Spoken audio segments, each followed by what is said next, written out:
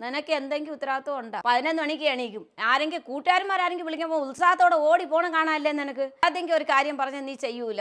ജോലിക്ക് പോവാതെ നിനക്ക് ചെലവിനാരെങ്കിലും തരാന്ന് പറഞ്ഞ് എന്തെങ്കിലും പറഞ്ഞ കുറ്റം എന്ന് പറഞ്ഞുകൊണ്ട് മോൻ തിരക്കി വെച്ചോണ്ട് ഇരുന്നോളം. ചേട്ടൻ ലൈഫ് കുറച്ചും കൂടി സീരിയസ് ആയിട്ട് എടുക്കണം. അമ്മ ഇതൊക്കെ പറയണ അമ്മയുടെ വെറും തരണം കൊണ്ടാ.